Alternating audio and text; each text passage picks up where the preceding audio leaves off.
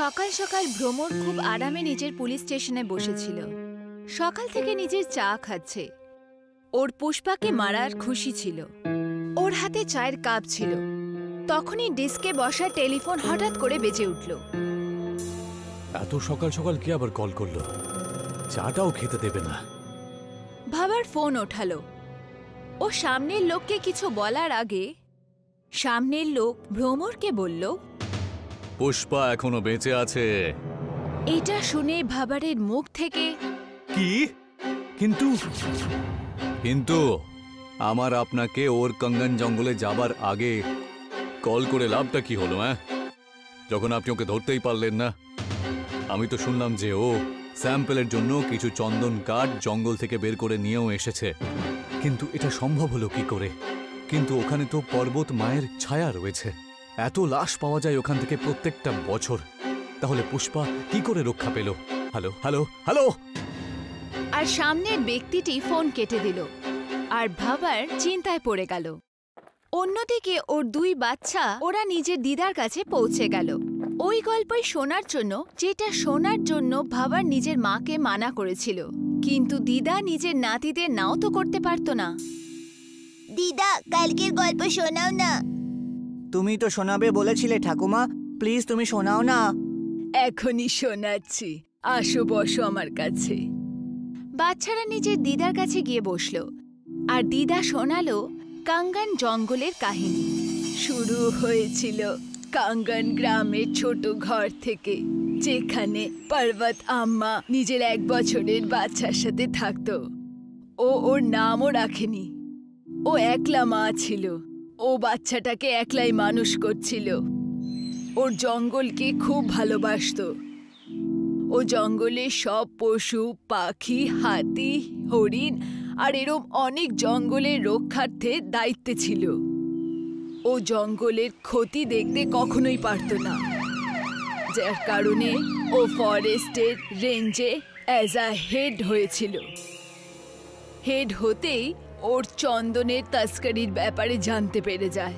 ও নিজের সিটে বসে চন্দনের চোরাচালান আটকানোর কথা ভাবছিল। আমাকে যেভাবেই হোক ওই গাছগুলোকে বাঁচাতেই হবে, নয়তো এই লোকগুলো পুরো জঙ্গলের গাছগুলো কেটে বিক্রি করে দেবে। পরের সপ্তাহে তারপর পর্বত আম্মা পুরো জঙ্গলকে তার দিয়ে ফেন্স করিয়ে দেয়। পর্বত আম্মা খুব তাড়াতাড়ি অনেক লোকদের চন্দন চুরি করতে ধরে ফেলেছিল, যাদেরও অনেক ভিড়ে ধরেছিল। ওরা সবাই প্রীতি গ্যাংয়ের ছিল। ওদের পর্বত আম্মার ওপর খুব রাগ হয়। ওরা রেগে আগুন হয়ে যায় আর পর্বত আম্মার থেকে বদলা নেয়ার জন্য ভেবে নেয়। একদিন এমনই, যখন পর্বত আম্মা নিজের ছেলেকে নিয়ে জঙ্গলের রাস্তা দিয়ে ঘরে যাচ্ছিল, তখনই ওর ওপরে গুলি চালায়। ও নিজের ছেলেকে হাতে নিয়ে জঙ্গলে ঢুকে যায়, কিন্তু ওর পেছনে পেছনে প্রীতিও জঙ্গলে ঢুকে যায়।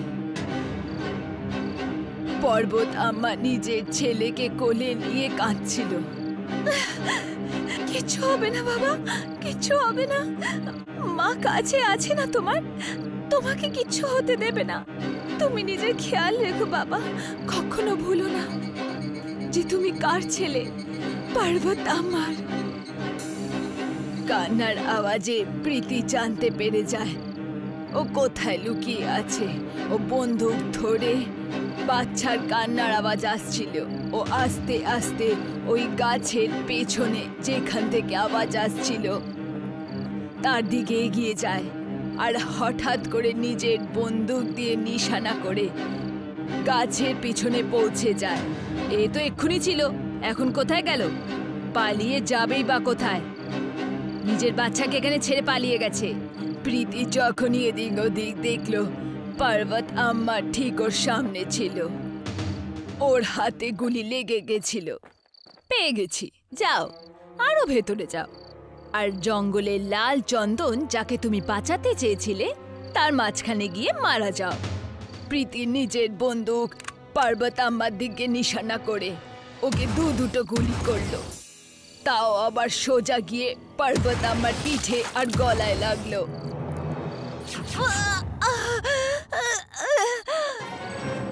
ও লাল চন্দনের গাছের সামনে গিয়ে পড়ে যায় আর গাছে ঠেসা মেরে বসে যায়। ওর গলা দিয়ে রক্ত বেরোচ্ছিল, পিঠ দিয়ে রক্ত বেরোচ্ছিল। এই জঙ্গল, আমার দুঃখটা একটু দেখো। আমার ঘা দিয়ে বেরোনো প্রত্যেক রক্তের বিন্দুর বদলা এই জঙ্গলকে বাঁচানোর জন্য আমার আত্মাও তৈরি। হে জঙ্গল, হে জঙ্গল! নিজের মনের কথা জঙ্গলকে বলে ও চন্দনের ঠেসা মেরে নিজের প্রাণ ত্যাগ করলো। ওর অনুরোধ, ওর আর্তনাদ কাঙ্কান জঙ্গল শুনে নিয়েছিল। গাছের পাতা সব পর্বতাম্মার মধ্যে যাচ্ছিল। এরপর আরেকবার পর্বতাম্মা জীবন্ত হয়ে গেল, কিন্তু জঙ্গলের রূপে।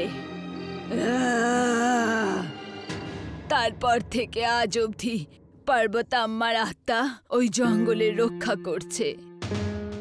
ঠাকুমা, আমরা ওখানে গেলে পরে কি তাহলে পর্বত মাও কি আমাদেরকেও মেরে ফেলবে?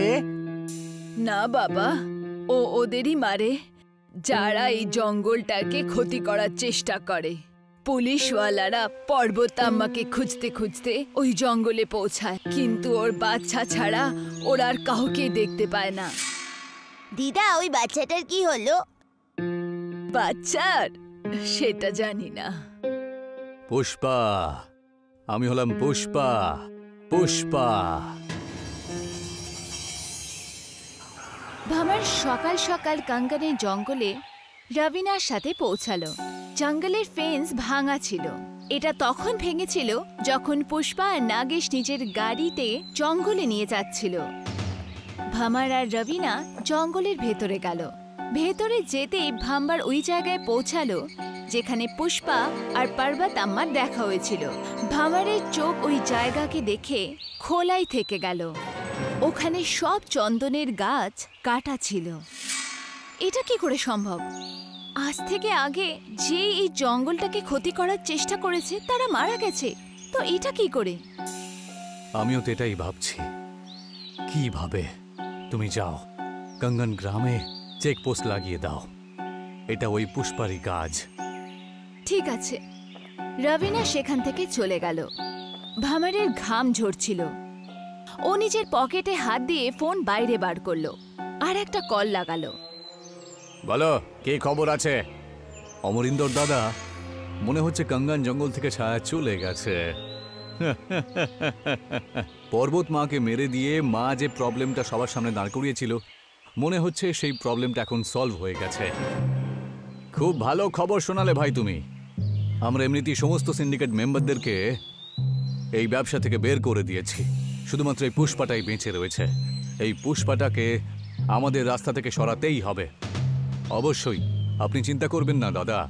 আপনি শুধুমাত্র এই কাঙ্গন জঙ্গলের থেকে সোনাগুলোকে বের করার ব্যাপারে ভাবুন। পুষ্পাকে দেখে নেওয়ার দায়িত্ব আমার। কিন্তু একটা কথা আমি বুঝতে পারছি না যে কিভাবে। আরে ওইসব ছাড় তো, তুই আমাকে আগে বল যে তুই এখন কোথায় রয়েছিস? জঙ্গলই দাঁড়িয়ে রয়েছি। কি ভবন, ওখান থেকে বেরিয়ে যা তুই তাড়াতাড়ি। দাদা, আমার কিচ্ছু হবে না, সেটা তো আমি ডিসাইড করব। পুষ্পা ভামারের পেছনেই দাঁড়িয়েছিল। ভামার আস্তে আস্তে কান থেকে ফোন নামালো। ও পুষ্পাকে দেখে শকড হয়ে গেল। আমিও তো ওটাই ভাবছি যে সমস্ত জঙ্গলের সিন্ডিকেটরা বন্ধ হয়ে যাচ্ছে, তাহলে অমরিন্দর সিং এরটা কি করে চলছে? এখন আমি বুঝতে পারছি, ভবর সিং প্রীতি সিং এর বাচ্চা। ভামার তৎক্ষণাৎ নিজের রিভলভার বার করলো আর পুষ্পাকে গুলি করলো, কিন্তু পুষ্পা সেখান থেকে সরে গেল আর ওর রিভলভার ছিনিয়ে নিয়ে ভেঙে ফেললো। পুষ্পা, আমি একজন পুলিশের লোক। এটাই ভেবে তো আমি আজ পর্যন্ত তোকে কিছু করিনি, তাই না? কিন্তু আমি আজকে বুঝতে পারছি বেটা, তুই সিন্ডিকেটের বাপ হতে যাচ্ছিলিস, তাই না? যা খাবার খাবি সব তোরা দুজন মিলেই খাবি, তাই না? কি মনে করেছিলি পুষ্পা জানতে পারবে না? পুষ্পা গাছের একটা ডাল নিয়ে ওর ওপরে ছুঁড়ে মারল। ভামার নিচে পড়ে গেল। ওখানেই একটা দড়ি পড়েছিল। পুষ্পা ওই দড়িটাকে ভামারের গলায় জড়িয়ে দিল আর গাছ দিয়ে ওকে ঝুলিয়ে দিল। এর মধ্যেই পুরো সময় ভামারের কল অন ছিল। অমরিন্দর নিজের ভাইয়ের চিৎকার শুনল। পুষ্পা, পুষ্পা, পুষ্পা! ভামার ছটফট করতে করতে মারা গেল। পুষ্পা ভামারের পড়ে যাওয়া ফোন উঠিয়ে নিল। অমরিন্দর, পুষ্পা, আজকে তোকে মরতে হবে। তুই মরবি আজ। আরে চিৎকার করিস না। তুই কি মনে করেছিলি তুই আমারই এখানে এসে তুই আমাকে সিন্ডিকেট থেকে বাইরে বের করবি? হ্যাঁ, দেখ তোর ভাইয়ের আমি কি অবস্থা করে দিয়েছি। পুষ্পা নাম আমার, মাথা নত করবে না শালা। এইটুকু বলতেই পুষ্পা ফোন কেটে দিল। কিন্তু ফোন রাখতেই কালো মেঘ কাঙ্গান জঙ্গল আর গ্রামকে ঘিরে ফেলল। সূর্যের রশ্মি মনে হচ্ছিল যেন চলেই গেছে। দুপুরের সময় যেন রাত মনে হচ্ছিল। আর জঙ্গল থেকে একটা আওয়াজ এলো, পুষ্পা, পুষ্পা। আচ্ছা ঠাকুমা, পর্বত মায়ের তাহলে পুরো নাম কি ছিল? পর্বত আমার পুরো নাম ছিল পর্বত আম্মা পুষ্পা। পর্বত আম্মা পুষ্পার পেছনে এসে দাঁড়ালো। আমরিন্দর নিজের গুন্ডাদের সাথে কাঙ্গান জঙ্গলে ঢুকছিল। পুষ্পা কি আমরিন্দরের গুন্ডা থেকে বাঁচতে পারবে? তাহলে কি পর্বত আম্মা নিজের ছেলেকে অন্যায় করার জন্য মারতে পারবে? জানার জন্য আপনারা থাকুন আমাদের সাথে পুষ্পার পরবর্তী এপিসোডে।